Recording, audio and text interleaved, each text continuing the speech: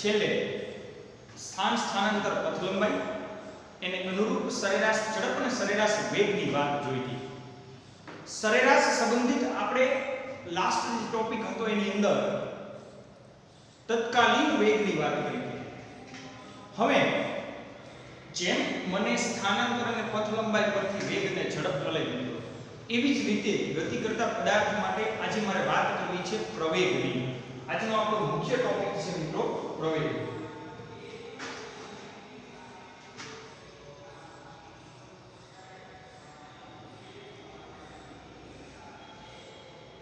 પ્રવેગને મિત્રો આપણે ઇંગ્લિશમાં એસેલરેશન કહીશું. પ્રવેગને શું કહીશું મિત્રો આપણે? એસેલરેશન.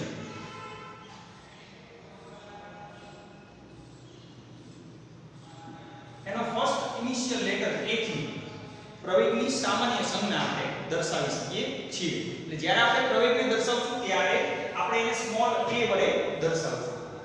શું છે પ્રવેગ? એની વ્યાખ્યા જોઈએ મિત્રો. સાદી વ્યાખ્યા પ્રવેગની: વેગમાં થતા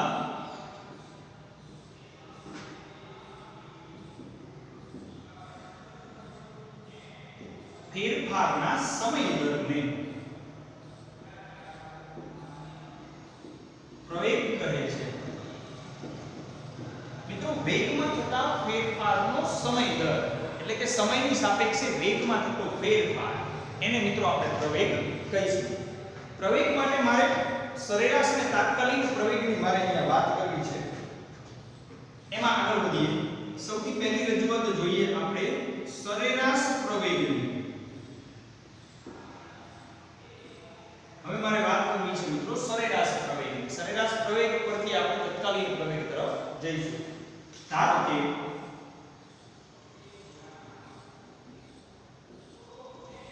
t1 સમયે કોઈ પદાર્થનો વેગ v1 છે અને t2 સમયે તેનો વેગ v2 છે. કોઈ એક ગતિ કરતા પદાર્થની આપણે વાત કરીએ મિત્રો, તો ગતિ કરતા પદાર્થ માટે ધારો કે કોઈ એક t1 સમયે પદાર્થનો વેગ v1 છે, t2 સમયે પદાર્થનો વેગ v2 છે. તો નિશ્ચિત સમયગાળા માટે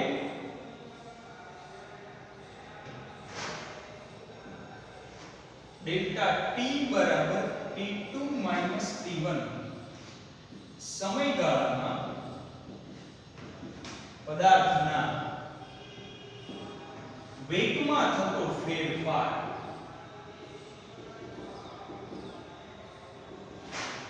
ડેલ્ટા v એટલે કે v2 v1 હોય તો જેમ આપણે સમયનો ફેરફાર લઈ છીએ અને અનુરૂપ મિત્રો આપણે વેગનો ફેરફાર દર્શાવશું. અહીંયા આપણે વાત કરી છે વેગ v1 અને v2 ની માટે સરેરાશ પ્રવેગ એ 12 વડે પણ દર્શાવાય છે અથવા મિત્રો એને તમે લેસ ધેન અને ગ્રેટર ધેન વચ્ચે લખો તો પણ ચાલે છે. a12 બરાબર વેગમાં થતો ફેરફાર ડેલ્ટા v છેદમાં ડેલ્ટા t એટલે કે a12 v2 v1 upon t2 t1. આ થશે મિત્રો સરેરાશ પ્રવેગ. વેગમાં થતા ફેરફારનો સમય દર. તો સમયની સાપેક્ષે ફેરફારને દર્શાવ્યો, એના અનુરૂપ મેં વેગનો ફેરફાર દર્શાવ્યો, તો હું લઈ શકીશ સરેરાશ પ્રવેગ. પ્રવેગ એની ઉપરથી સરેરાશ પ્રવેગ, જેવી રીતે આપણે તત્કાલીન વેગ જોયો તો મિત્રો, એવી જ રીતે આપણે તત્કાલીન પ્રવેગ પણ લઈ શકીએ છીએ. વેગના ફેરફારને અનુરૂપ આપણે વાત કરીએ તો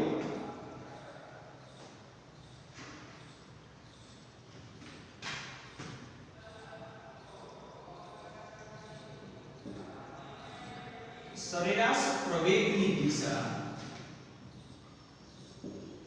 એ વેગના ફેરફાર એટલે કે ડેલ્ટા v ની દિશામાં હોય છે.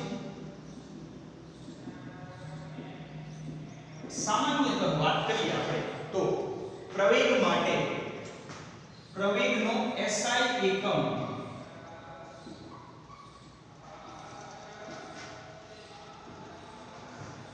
મીટર પ્રતિ સેકન્ડનો વર્ગ છે. એટલે સંજ્ઞાત્મક જોવો તો મીટર છેદમાં સેકન્ડનો વર્ગ અથવા મીટર ઇન્ટુ સેકન્ડની -2. કારણ કે તમે જાણો છો વેગ ભાગ્યા સમય. વેગ ભાગ્યા સમય એટલે પ્રવેગ. વેગ ભાગ્યા સમય એટલે પ્રવેગ. તો એના અનુરૂપ હું પ્રવેગનો એકમ અહીંયા દર્શાવી શકું. તો આ વાત થઈ ગઈ મિત્રો પ્રવેગ અને સરેરાશ પ્રવેગની. તમે જોઈ શકો છો સિમ્પલ રજૂઆત આપણે બોર્ડ પર દર્શાવી છે. એને અનુરૂપ મારે વાત કરવી હોય તત્કાલીન પ્રવેગની તો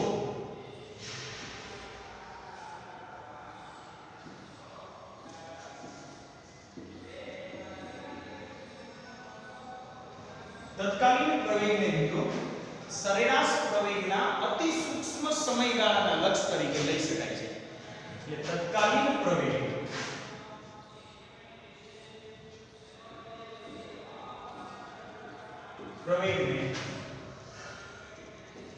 સરેરાશ પ્રવેગના અતિ સૂક્ષ્મ સમયગાળાના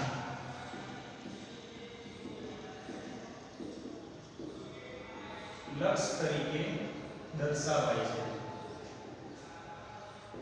એટલે કે તત્કાલીન પ્રવેગ એ બરાબર સરેરાશ પ્રવેગ એટલે કે ડેલ્ટા v ડેલ્ટા t દર્શાવવું મિત્રો એના અતિ સૂક્ષ્મ સમયગાળાના લક્ષ તરીકે એટલે ડેલ્ટા t → 0. હવે તમે જાણો છો ડેલ્ટા t → 0 થી તમે દર્શાવો ને એટલે અતિ સૂક્ષ્મ સમયગાળા તરીકે દર્શાવી શકાય છે. માટે હજી એમ કહી શકાય કે a dv dt. તો આ પ્રમાણે આપણે સરેરાશ પ્રવેગ પરથી પણ તત્કાલીન પ્રવેગને દર્શાવી શકીએ છીએ. હવે આપણી જાણકારી માટે મિત્રો અહીંયા એક ટ્વિસ્ટ ક્રિએટ કરીએ. તમે જાણો છો કે તત્કાલીન વેગ v એ dx/dt થાય. dx/dt પરથી માટે તત્કાલીન પ્રવેગ એટલે કે સિમ્પલ પ્રવેગ a d/dt ઓફ આ જે v છે મારી પાસે v છે v આ v ની જગ્યાએ હું dx/dt મૂકું છું એટલે d/dt ઓફ dx/dt થશે. તો આને આપણે નિર્દેશનમાં દર્શાવશું d * d એટલે d2x છેદમાં dt આખાનો વર્ગ એટલે લખાય dt2 એટલે પ્રવેગ બરાબર d2x/dt2. આ પ્રમાણે પ્રવેગને તમે અંતરના પદમાં એટલે કે સ્થાનાંતરના પદમાં દર્શાવી શકો છો. તો દ્વિતીય કક્ષાનું વિકલન લેવાનું અને તમે એને વેગમાં દર્શાવો તો પ્રથમ કક્ષાનું વિકલન લેવાનું છે. મિત્રો આગળના સેશનની અંદર વિકલનીય ટર્મ અને વિકલન વિશેની આપણે વિશેષ રજૂઆત પણ જોઈશું. અત્યારે થિયરિટિકલ પોઈન્ટ ઓફ વ્યૂ આપણે આટલા મુદ્દાને ધ્યાનમાં લઈશું.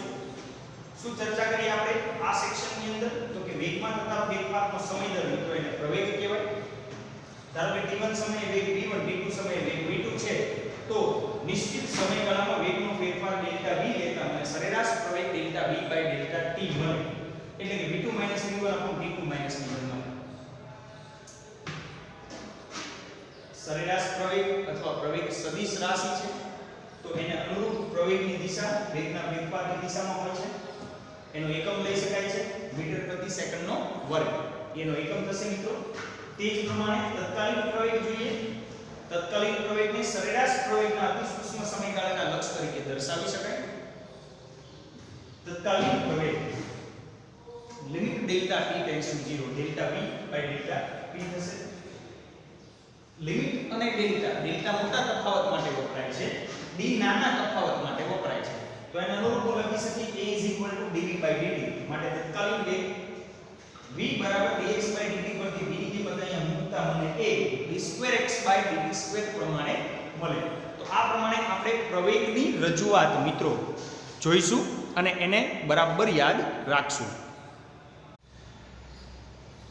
આગળ જોઈએ મિત્રો પ્રવેગમાં આગળ વધીએ થોડી હજી વિશેષ ચર્ચામાં જઈએ.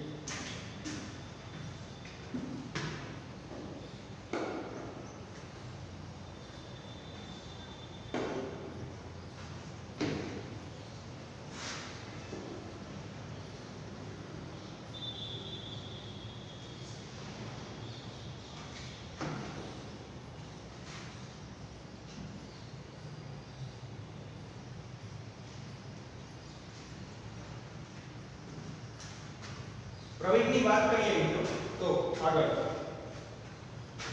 પ્રવેગ એ કેટલાક ધ્યાનમાં રાખવાના મુદ્દા ની વાત કરશું આપણે. પ્રવેગ સંબંધી પ્રવેગ એ ધન, ઋણ કે શૂન્ય હોઈ શકે છે.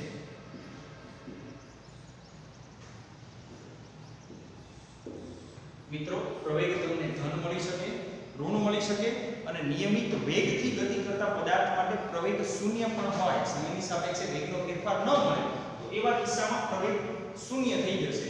એટલે પ્રવેગ ધન, ઋણ કે શૂન્ય હોઈ શકે છે. સુરેખ પથ પર ગતિ કરતા પદાર્થની વાત કરીએ આપણે.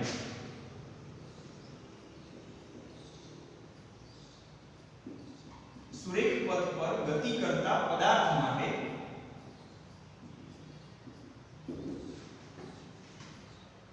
પહેલું જો dv/dt એટલે કે વેગના ફેરફારનો સમય દર, dv/dt આપણે લીધું છે વેગના ફેરફારનો સમય દર, dv/dt ધન હોય તો વેગના ફેરફારના સમય દરનું મૂલ્ય ધન હોય તો કણના પ્રવેગની દિશા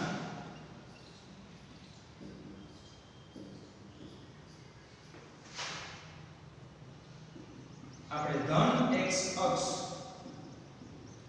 હોય તેને સમજીએ.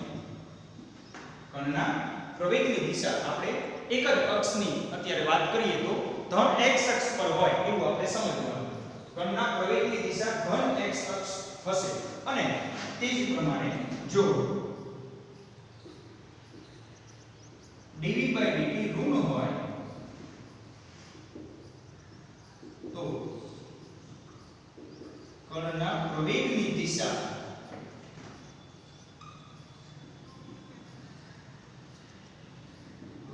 x અક્ષ હોય. એટલે x અક્ષની ધન દિશામાં જ્યારે કણ પ્રવેગિત ગતિ કરતો હોય ત્યારે મને dv/dt નું મૂલ્ય ધન મળે. સાદું અર્થઘટન આવું થાય. એવી જ રીતે જ્યારે કણના પ્રવેગની દિશા ઋણ x અક્ષ હોય ત્યારે મને dv/dt નું મૂલ્ય ઋણ મળે. તો આ ત્રણ મુદ્દાને આપણે થોડા વ્યવસ્થિત રીતે પ્રવેગ સંબંધિત મિત્રો ધ્યાનમાં લઈશું. પછી વાત કરીએ જો વેગ અને પ્રવેગ બંને ધન હોય અથવા ઋણ હોય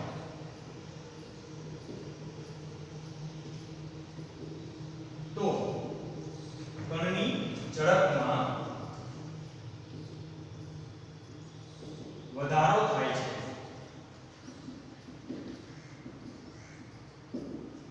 જો વેગ ધન હોય અને પ્રવેગ ધન હોય તો તમે સમજી શકો છો કે બંને ધન હોય અથવા બંને ઋણ હોય. વેગ અને પ્રવેગ બંને ધન હોય અથવા બંને ઋણ હોય એનો મતલબ થયો કે કાં તો ઈ પ્યોર ધન x અક્ષ તરફ ગતિ કરતો હોય અથવા તો ઈ ઋણ x અક્ષ તરફ ગતિ કરતો હોય એવું કહી શકાય. બંને ધન હોય અથવા બંને ઋણ હોય તો કણની ઝડપમાં વધારો થાય છે. આવા કિસ્સામાં કણ પ્રવેગિત ગતિ કરે છે તેમ કહેવાય. આવા કિસ્સામાં કણ પ્રવેગિત ગતિ કરે છે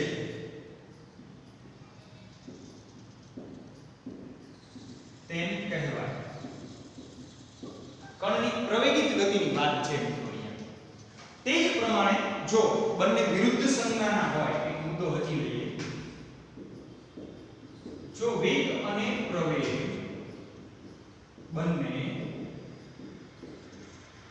વિરુદ્ધ સંજ્ઞાના હોય તો કણની ઝડપમાં ઘટાડો થાય છે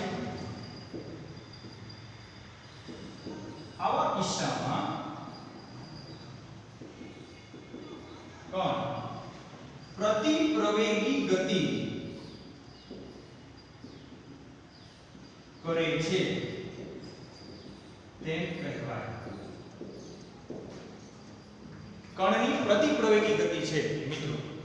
કણ પ્રવેગિત અને પ્રતિપ્રવેગિત બંને ગતિ કરી શકે છે.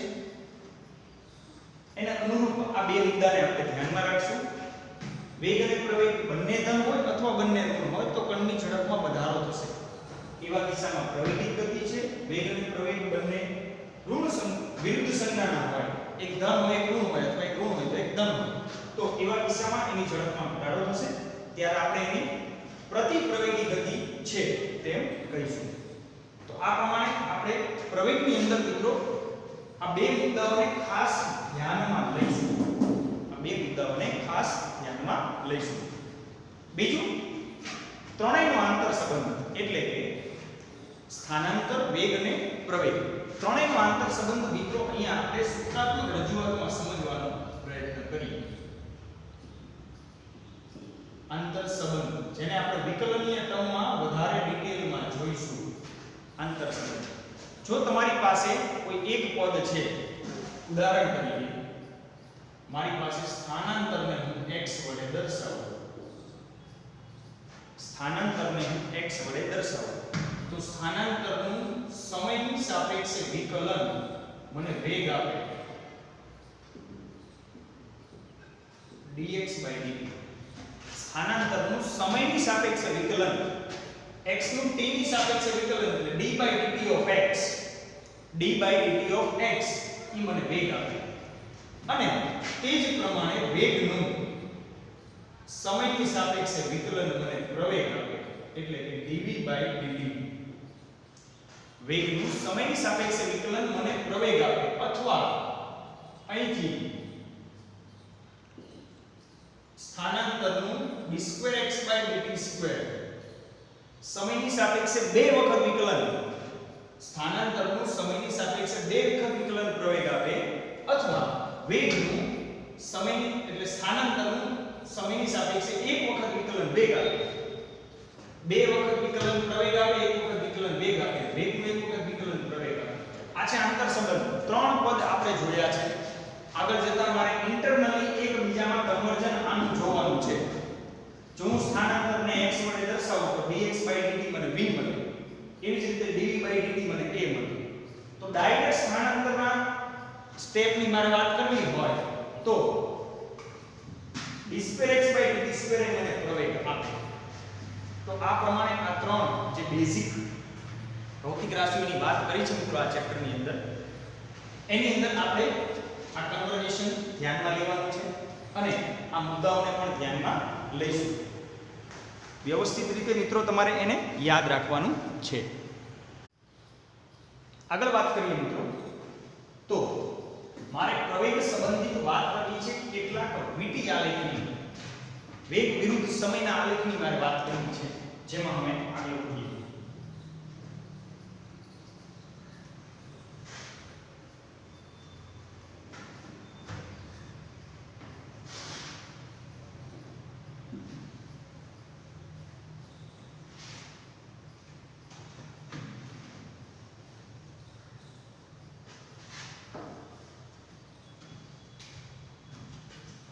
ચાલો સૌથી પહેલા મારે વાત કરવી છે v વર્સિસ t આલેખની.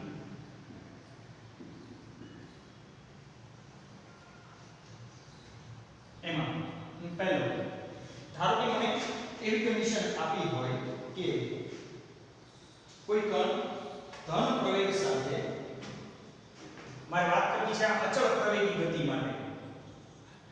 આલેખ વાત કરવી છે અચળ પ્રવેગી ગતિ માટે. એટલે થોડું વ્યવસ્થિત અને પ્રોપર તમને ધ્યાનમાં રહે. ઘણા બધા કિસ્સામાં હું એને સમજી શકું છું, જેવું કે ધન પ્રવેગ સાથે ગતિ કરતો હોય ધન દિશામાં, ધન પ્રવેગ સાથે ઋણ દિશામાં પણ ગતિ કરતો હોય, ઋણ પ્રવેગ સાથે ધન દિશામાં, ઋણ પ્રવેગ સાથે ઋણ દિશામાં પણ ગતિ કરતો હોય. કેટલી કન્ડિશન એની હું લઈ શકું ને એનો ઈ શબ્દ પ્રમાણે એનો આલેખ શું થાય ઈ મારે સમજવું છે. એની આપણે રજૂઆત જોઈએ અત્યારે. તો સૌથી પહેલી રજૂઆત મિત્રો આપી છે તમને ધન પ્રવેગ સાથે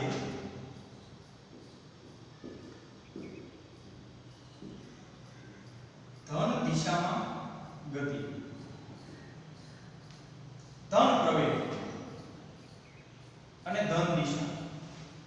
તો એને સમજવા માટે હું એક વીટી આલેખ લઈશ. સમય t વેગ v. આપણે જાણીએ છીએ વેગ મીટર પ્રતિ સેકન્ડમાં હોય અને સમય સેકન્ડમાં હોય. વીટી આલેખમાં ધારો કે ઉગમ બિંદુથી આપણે કોઈ પ્રારંભિક વેગ v0 પ્રારંભિક વેગ છે ત્યાંથી પ્રવેગિત ગતિ કરવાની શરૂઆત કરે છે અને મને સ્ટ્રેટ લાઈન મળે છે. તો આ મારી છે ધન દિશા. આ કઈ દિશા છે મિત્રો? ધન દિશા છે. તો મને આ પ્રમાણેનો આલેખ એમાં મળશે. ધન પ્રવેગ સાથે ધન દિશામાં ગતિ. વેગમાં વધારો સૂચવે છે તો ઓટોમેટિક પ્રવેગ ધન થઈ જશે અને દિશા પણ કેવી છે? આ ધન. એટલે કે વેગ વધે છે તો જ્યારે તમે વેગનો ફેરફાર લેશો ત્યારે પણ તમને મિત્રો વેગમાં વધારો એટલે કે ધન કિંમત મળશે. એટલે એના અનુરૂપ મને આવો આલેખ મળે. એના પછી વાત કરીએ તમે આને સિમ્પલી આમ સમજી શકો છો v વર્સિસ t એમ વધારે વિશેષમાં દર્શાવી તો ચાલે. આ સમય t છે ને આ સમય v છે એને અનુરૂપ મેં અહીંયા વાત કરી છે. બીજા કિસ્સાની મારે વાત કરવી છે ઋણ પ્રવેગ સાથે ધન દિશામાં ગતિ. બીજી વાત કરીશું અહીંયા ઋણ પ્રવેગ સાથે ધન દિશામાં ગતિ.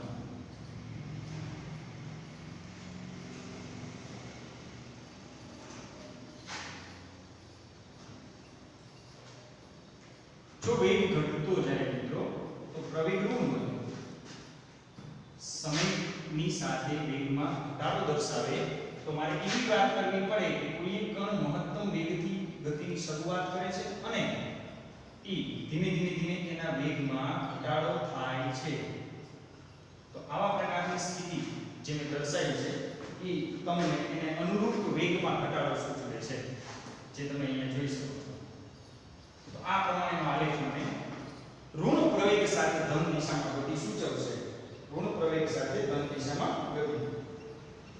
હવે અહીં સુધી મિત્રો દિશા ધન રહેશે કારણ કે આપણે સામાન્ય યામ પદ્ધતિ દોરીએ ને તો આ પ્રથમ ચરણ થયું. પ્રથમ ચરણમાં બંને અક્ષ ધન હોય. ધન x અક્ષ છે ને ધન y અક્ષ છે.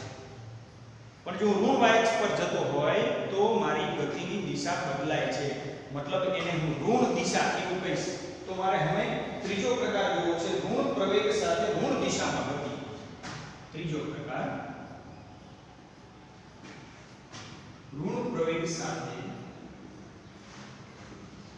ઋણ દિશામાં ગતિ. જો મારે એવી વાત કરવી હોય તો હું એનો આલેખ આ પ્રમાણે દર્શાવીશ. સમય છે, વેગ છે, પ્રારંભિક વેગ v0 છે અને આ પ્રમાણે હું એને દર્શાવીશ. આ વાત થઈ ગઈ મિત્રો ઋણ પ્રવેગ સાથે ઋણ દિશામાં ગતિ. ઘણી બધી વખત એવું થાય કે બંને સંયોજનમાં આવે. ઘણી બધી વખત એવું થાય કે બંને સંયોજનમાં આવે. ચોથો પ્રકાર જોઈએ આપણે. ચોથા પ્રકારને અનુરૂપ થોડી ચર્ચા કરીએ મિત્રો તો ઋણ પ્રવેગ સાથે ગતિ કરતો પદાર્થ. એમાં બે ભાગ પડે છે. ઋણ પ્રવેગ સાથે ગતિ કરતો પદાર્થ. ઋણ પ્રવેગ સાથે ગતિ કરતો પદાર્થ એને જોઈએ. સમય છે, વેગ v છે. કોઈ નિશ્ચિત સ્થાનથી ગતિની શરૂઆત કરે છે. સમય t1 છે અને અહીંયા ક્યાંક અટકે છે. સમજો. હવે આવા પ્રકારની પરિસ્થિતિમાં હું બે ભાગ પાડી શકું છું. 0 થી t1 અને અહીંયા કોઈ એક સમયગાળો પછી હું નિશ્ચિત કરું છું એ છે t2. તો 0 થી t1 સમયગાળામાં દિશા ધન ગણાશે અને t1 થી t2 સમયગાળામાં મિત્રો એની દિશા ઋણ ગણાશે. નીચેની તરફની વાત કરેલી છે અહીંયા. એટલે આ બે પ્રકારની હું એની સાપેક્ષે સમજી શકું છું. ધન અને એની વિરુદ્ધ દિશા એટલે આપણે નીચેની દિશા ઋણ લઈશું અહીં. 0 થી t1 સમયગાળામાં આપણે એક પ્રકાર જોયો છે અહીંયા તમે સમજી શકો છો પ્રવેગ ઋણ છે પણ દિશા કેવી છે ધન તો ધન દિશામાં અહીં સુધી મારું ધન મૂલ્ય દર્શાવે છે રેફરન્સ અક્ષ સુધી ધન મૂલ્ય હશે એટલે 0 થી t1 સમયગાળામાં ધન દિશામાં અને t1 થી t2 સમયગાળામાં ઋણ દિશામાં ગતિ થશે આ પ્રમાણે હું VT આલેખ દર્શાવી શકું મિત્રો ચાર પ્રકાર જોયા છે ઘણી બધી વખત એવું બને છે મિત્રો આપણે જ્યારે એને ગ્રાફિકલી રિપ્રેઝન્ટ કરવા જઈએ ત્યારે શબ્દ તો આવ્યો હોય કે ધન પ્રવેગ સાથે ધન દિશામાં પણ મને આઈડિયા ન આવે મારે કેવી રીતે દર્શાવવું તો ઈ ગ્રાફ મને ધન પ્રવેગ સાથે ધન દિશા સૂચવે થાય તો ઈ પ્રમાણે આ પ્રમાણે આપણે દર્શાવી શકીએ છીએ તમે જોઈ શકો છો આ દિશા છે આ નીચેની દિશા છે આ પણ આ નીચેની દિશા છે આ દિશાને અનુરૂપ આમ જાય છે તો આ પ્રમાણે આપણે VT આલેખ અચળ પ્રવેગી ગતિ માટેના VT આલેખની ચર્ચા મિત્રો આ પ્રમાણે કરી શકીએ અને અલગ અલગ પ્રકારના ધન અને ઋણ પ્રવેગ માટે આપણે એને દર્શાવી શકીએ આગળ વાત કરીએ મિત્રો તો જેવી રીતે મેં પ્રવેગ માટે VT આલેખ જોયો છે મારે આ જ વિડિયો સેક્શનની અંદર મિત્રો હજી પ્રવેગ ધન ઋણ કે શૂન્ય હોઈ શકે એને સંબંધિત થોડા XT આલેખ મારે નાનકડી એક રજૂઆત જોવી છે એ XT આલેખ દર્શાવવા છે જેને હવે આપણે જોઈશું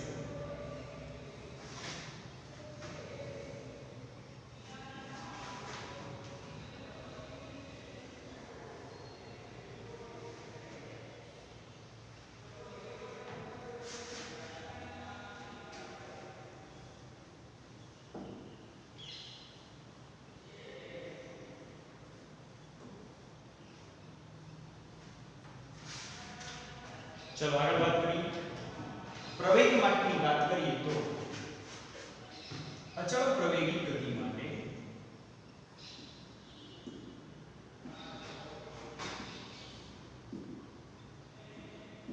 XT આલેખ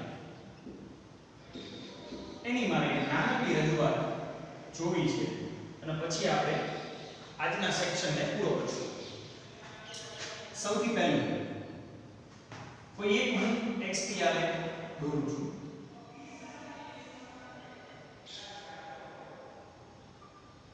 કોઈ એક XT આલેખ દોરું છું મારે પહેલી રજૂઆત લેવી છે મિત્રો ધન પ્રવેગ માટે એટલે કે જો a ધન હોય તો આપણે જાણીએ છીએ કે પ્રવેગને હું x ના પદમાં દર્શાવું તો d2x/dt2 થાય સમયની સાપેક્ષે વેગનો ફેરફાર ધન હોય તો જ પ્રવેગ ધન મળે અને વેગ ક્યારે ધન મળે જો સ્થાનનો ફેરફાર ધન હોય એટલે કે મને આમ ચડતા ક્રમમાં એનો ગ્રાફ મળે it's a second order derivative type જે આપણે વિકલનની ચર્ચા કરશું ને મિત્રો ત્યારે એમાં વધારે ડિટેલમાં વિકલનમાં જોઈશું આપણે આના પછીના નેક્સ્ટ લેક્ચરમાં વિકલનની ચર્ચા કરવાની છે વિકલન સંબંધિત સૂત્રોની જે ચેપ્ટરમાં તમારે વાપરવાના છે આ બનશે મને XT આલેખમાં માને કોઈ બિંદુ લઉં તો આ મને ધન પ્રવેગ દર્શાવશે એવી જ રીતે મારે ઋણ પ્રવેગ જોતો હોય ઓપ્શન બી માં અહીંયા લઈશ પછી એક હું XT દર્શાવીશ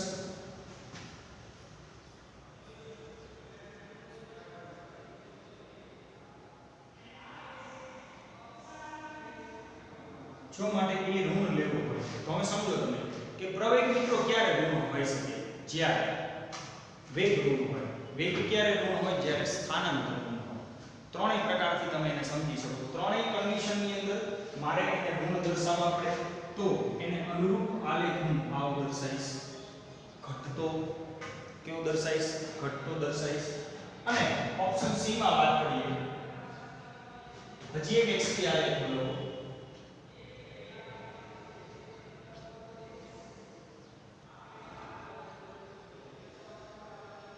મારે એ શૂન્ય માટે દર્શાવવો છે સમજો પ્રવેગ શૂન્ય હોય એવી કન્ડિશનને મારે દર્શાવવી છે પ્રવેગ ક્યારે શૂન્ય હોય આપણે વિકલનમાં વાત કરશું મિત્રો અચળ સંખ્યાનું વિકલન શૂન્ય થાય અચળ સંખ્યાનું વિકલન શૂન્ય થાય તો એનો મતલબ અચળ સંખ્યા એટલે વેગ અચળ હોય ને તો ગતિ પ્રવેગિત ગતિ ન કહેવાય. અચળ વેગથી ગતિ કરતો પદાર્થ અહીંયા જો a = dv/dt એટલે કે v2 - v1 t2 - t1 થાય. ધારો કે t1 સમયે વેગ v1 છે, t2 સમયે વેગ v2 છે, પણ જો વેગ બંને સમયે સમાન હોય, બંને સમયે ધારો કે વેગ v જ છે અથવા dt, તો પ્રવેગ થઈ જાય શૂન્ય. એટલે કે જો કોઈ પદાર્થ અચળ વેગી ગતિ કરતો હોય, જો કોઈ પદાર્થ અચળ વેગી ગતિ કરતો હોય તો એનો પ્રવેગ શૂન્ય હોય. કેમ?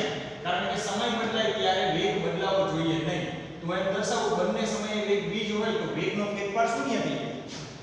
v - v મિત્રો શૂન્ય થઈ જાય. તો આ પ્રમાણે મને પ્રવેગ આવા ગ્રાફની અંદર શૂન્ય મળે. તો આ જે રજૂઆત થઈ આપણા આખા સેક્શનની અંદર મિત્રો અત્યારે આપણે જે તમે બોર્ડ પર જોઈ રહ્યા છો એ અચળ પ્રવેગી ગતિ માટેનો xt આલેખ છે. ત્રણ કન્ડિશન આલેખની અંદર તમે જોઈ છે. xt આલેખમાં મિત્રો પ્રવેગ ધન, પ્રવેગ ઋણ અને પ્રવેગ શૂન્ય. તો આ પ્રમાણે તમારે વ્યવસ્થિતપણે આપણા આખા સેક્શનની અંદર આજે આપણે મિત્રો પ્રવેગની વાત કરી. વેગમાં થતા ફેરફારનો સમય દર એટલે પ્રવેગ. પ્રવેગને સંબંધિત આપણે વાત કરી સરેરાશ પ્રવેગ, એના ઉપરથી તત્કાલીન પ્રવેગ, પ્રવેગિત ગતિ માટે ક્યારે કણ પ્રવેગિત ગતિ કરે, ક્યારે પ્રતિપ્રવેગી ગતિ કરે, એની પણ આપણે વાત કરી. બહુ જ વ્યવસ્થિત રીતે તમારે એને ધ્યાનમાં લેવાનું છે. અને આલેખ સંબંધી વાત કરીએ તો મિત્રો પ્રવેગ માટે મને બે પ્રકારના આલેખ મળે. એક મળે મને vt આલેખ અને બીજો મળે મને xt આલેખ. પ્રવેગ ધન ઋણ કે શૂન્ય હોઈ શકે. હું સિમ્પલ xt આલેખથી સમજી શકું છું. સિમ્પલ xt આલેખથી હું સમજી શકું છું કે પ્રવેગ ધન ઋણ કે શૂન્ય હોઈ શકે છે. આ પ્રમાણે એની રજૂઆત છે. એ જ પ્રમાણે આગળ આપણે vt આલેખની રજૂઆત જોઈ હતી. તો મિત્રો તમારે વ્યવસ્થિત રીતે આખા સેક્શનને પ્રિપેર કરવાનો છે. ચેપ્ટર જેમ જેમ ચાલતું જશે એમ એના બધા જ મુદ્દાઓને તમારે યાદ રાખવાના છે.